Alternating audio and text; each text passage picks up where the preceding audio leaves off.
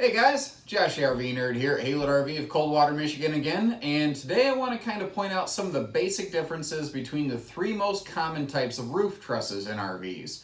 This has nothing to do with like insulation levels, R values, anything like that. Just the basic differences between the three skeletal structures of RV roofing, the three most common ones anyway.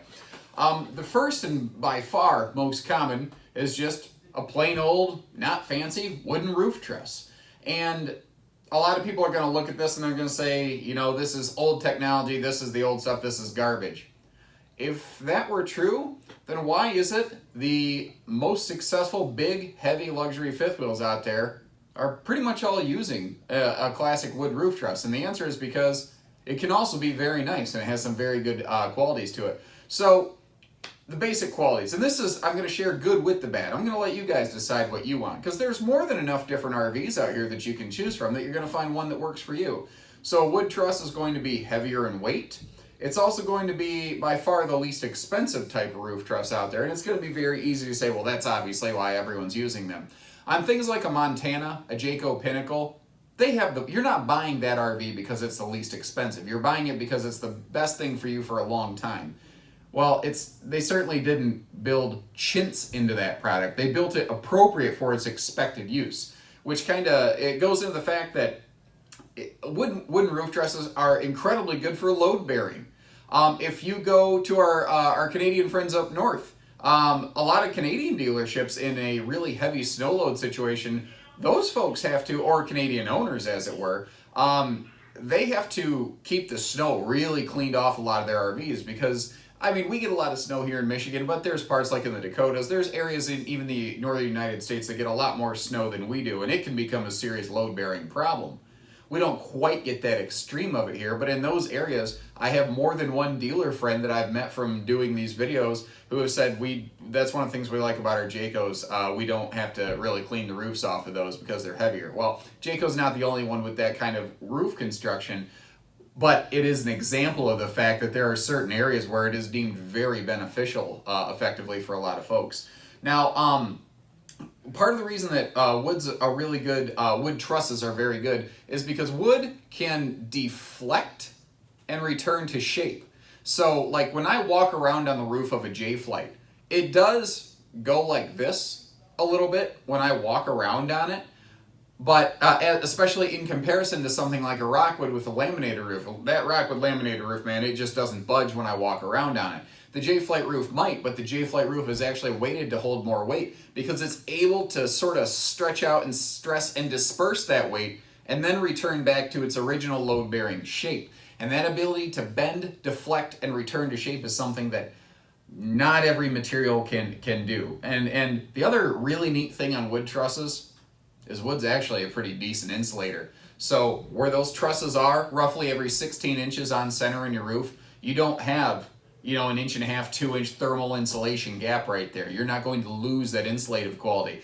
That's why brands like Montanas, like Pinnacles, like North Points, like Eagles, like Cougars, with their 0 degree rated insulation packages, that's part of the reason they're using wooden roof trusses, because you won't bleed heat right out of the roof of the RV, because we all know that heat rises. And what's up top?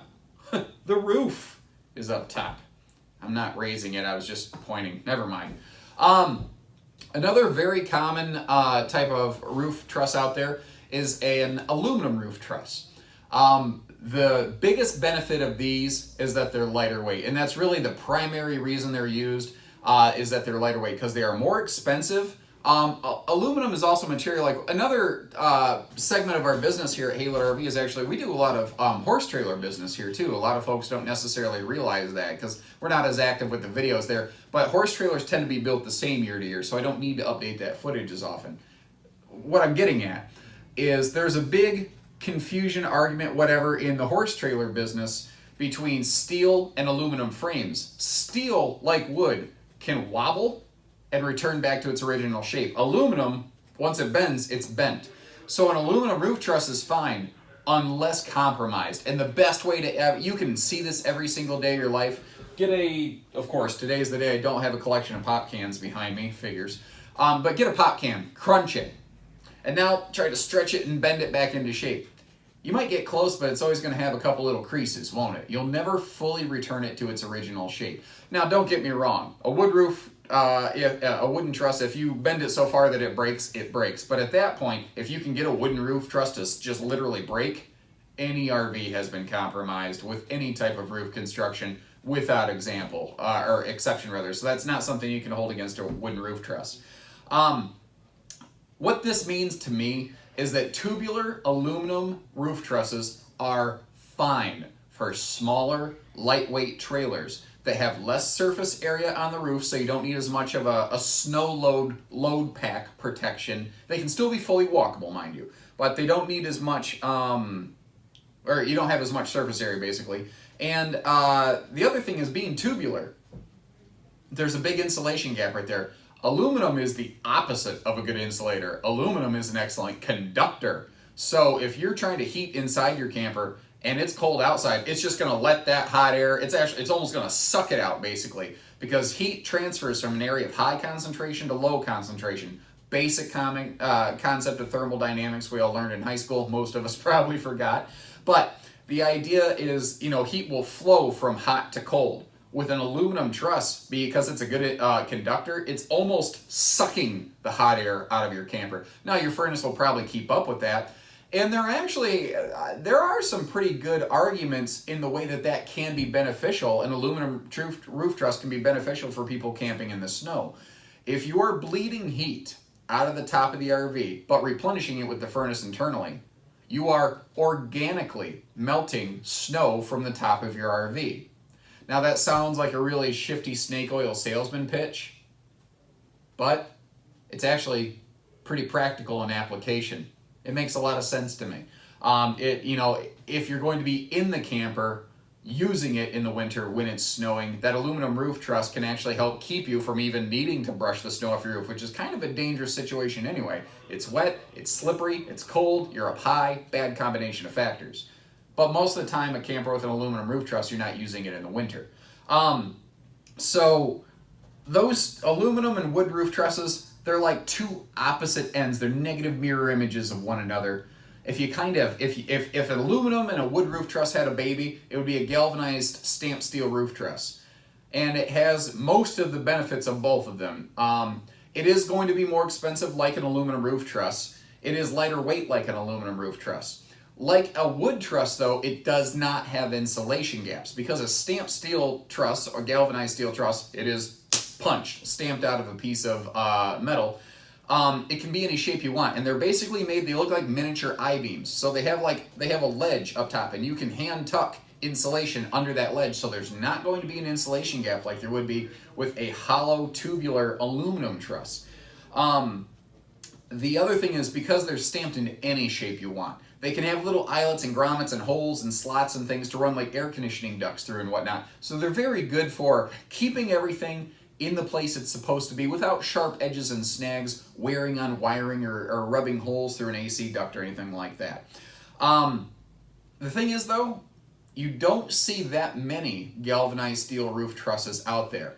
What's interesting is oftentimes RV brands will actually label themselves as having an all-aluminum skeleton, when in point of fact, they actually have a galvanized steel roof truss. A lot of your Keystone Ultralights, like the Passports we carry here at Haylett RV, are that way. And it sounds like I'm really splitting hairs here, but it is worth noting. I think the reason that they do that is not to mislead customers, because there's advantages both ways. And aluminum roof truss and a galvanized steel roof truss are very similar. In a lot of ways, by not explaining they have a galvanized steel roof truss, they are actually kind of undercutting themselves, because they have spent more money on something you could argue is potentially superior because it doesn't have those thermal gaps. But I think for simplicity's sake, the number one thing people usually want to know is, does it have a wooden roof truss or a metal roof truss?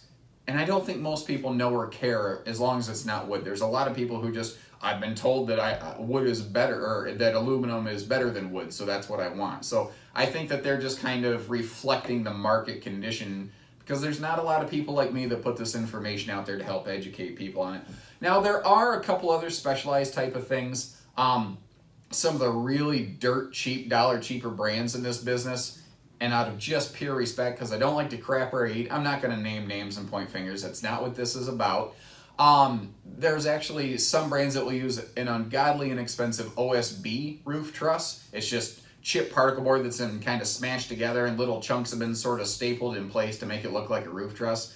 It's okay. You'll never notice the difference on it. You can still make it walkable, but I have just such huge concerns about that type of roof truss construction holding up over time. To me, it's different from like a sheet of OSB being your roof or your floor deck. Because guys, when you're going down the road and this thing is a wobbly box going down the road, well, it starts with your suspension. Any road shock and stress that your suspension hasn't absorbed is then translated up into the body of the RV, and it starts walking its way up the sides of the RV until it hits the roof. And the roof is where all of that stress has to then be expressed because there's nowhere else to go. The buck stops at the roof. It's the last line of defense. So that roof really gets stressed around. That's one of the nice things about a heavier built roof like a Jayco is that it's just heavier up there. Now in years 1, 2, and 3, it probably doesn't matter. In years 10, 12, and 13, it probably starts to matter a lot more, which is why our older Jaycos seem to hold up pretty well. But that you don't tend to see a lot of. There are composite roof trusses. You may have heard me in some of my Montana videos talk about these a few times. They're very uncommon. You don't tend to see them very often, and in point of fact, almost any brand I've ever seen that has used composite roof trusses have moved away.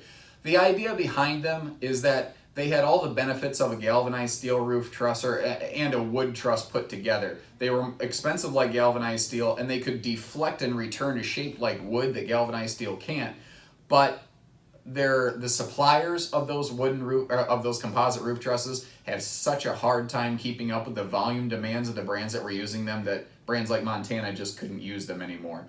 So that should give you an idea. Like I said, there's 3 main types. There's wood, aluminum, and galvanized steel. And then there's going to be a couple other little odds and ends, but hopefully that gives you a little bit of an idea. So the next time I walk around an RV tour and I say, here's the construction, you've got this much decking, you've got this type of truss on 16-inch centers and this wall construction, you'll know what that piece of the equation means. And maybe as we go, I'll be able to, in a little more micro detail, explain more parts of that. But in the meantime, take care, stay safe, have fun, and happy camping, everyone.